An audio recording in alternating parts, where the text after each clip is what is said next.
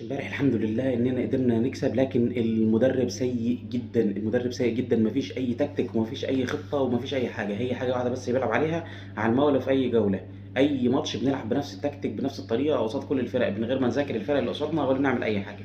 تعالَ كده نتكلم سريعًا عن الحالات اللي معانا في الماتش. أول حالة حالة الهدف الأول دي اللعبة المعروفة المعتادة اللي بيلعب عليها بيراميدز، اللي هو محمد الشيبي، بيلعبها square كده من ورا كل الخطوط، وبتعدّي لحد المهاجم أو اللاعب رقم 10 اللي بيكون موجود بيعدّي ورا الباك الشمال. طبعًا اتلعبت لفيستون مايلي وعملها لإبراهيم عادل جابها جول. تعالَ كده نتكلم عن الحالة التانية. الحالة التانية دي يعني الميزة الوحيدة اللي في يوريتيتش اللي هو دايمًا شجاع وبيفتح الخطوط وبيهاجم بكذا لاعب. الكورة اللي هي بتاعة أحمد عاطف قطة، هنا أنت لمّا تيجي تعد اللعيبة اللي موجودين على حدود ال18 من بيراميدز 7 لعيبة، فأنت فاتح خطوطك وبتهاجم ب7، وكمان محمد حمدي كان موجود في يعني مش ظاهر في الكادر، لكن يعتبروا ال8 لعيبة في ال18. دي الحاجة اللي هو بيعملها، لكن طبعًا قطة اتسرّع فيها.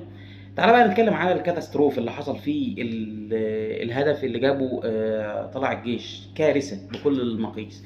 هنا دونجا بينط مع جدون شيكا، المفروض إن أحمد سامي بيغطي الكورة وراه ومحمود مرعي بيعمل العمق والشيبي بيضم للقلب، لكن كل اللعيبة واقفة غلط. المفروض إن اللعيبة تبقى واقفة صح، فأحمد سمير حتى لو هيستلم الكورة هيستلمها بضهره، يبقى ضهره للجون، لكن هو لقى الكورة قدامه في وش الجون فشاطها جات على طول.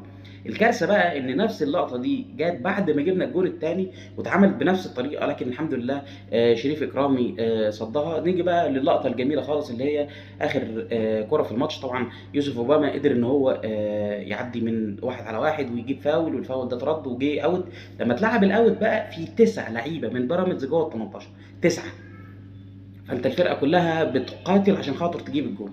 الحمد لله قدرنا نجيبه. علامة استفهام كبيرة على أداء أحمد سامي، علامة استفهام كبيرة أوي على رمضان صبحي. رمضان صبحي برّه خالص تركيزه، ومش ده رمضان صبحي ولا دي إمكانيات رمضان صبحي خالص، خالص. تمام. الله أكبر، الله أكبر على أداء محمد الشيبي. محمد الشيبي أحسن لاعب في مصر.